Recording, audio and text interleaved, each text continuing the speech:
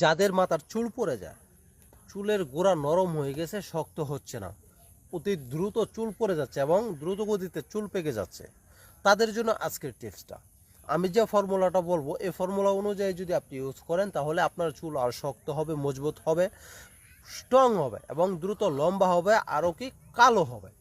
আপনি যে নিয়মটা বলে দিব এই প্রসেসটা যদি আপনি ইউজ করতে পারেন, বিশেষ করে সবচাইতে বেশিরভাগ হচ্ছে মহিলারা আপনার দ্রুত চুল পড়ে যায়। চুল যেহেতু একটু লম্বা, আপনার চুল ধুইতে গেলে এবং চিরুনি দিয়ে আঁচড়াইতে গেলে আপনার চুল সমানে পড়ে যায়, অর্থাৎ ছিঁড়ে যায়।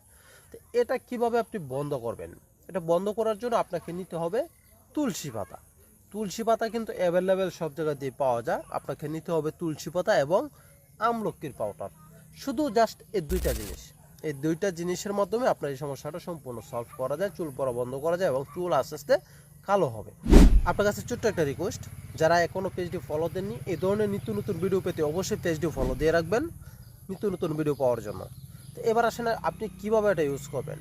আপনি 21টি তুলসী পাতা নেবেন। 21টি তুলসী পাতা নিয়ে আপনি হাতের মধ্যে নিয়ে এটি একটু ভালো করে কেচলাবেন। কেচলিয়ে 10 গ্রাম আমলকি পাউডার নেবেন। 1 কেজি পরিমাণ আপনার পানি নেবেন।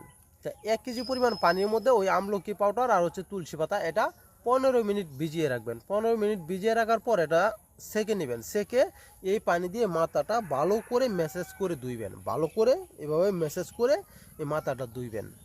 ধোয়ার কিছুক্ষণ পর আপনি ভালো পরিষ্কার পানি দিয়ে আবার 10-15 মিনিট পরে ভালো পরিষ্কার পানি দিয়ে মাথাটা ধুয়ে ফেলবেন।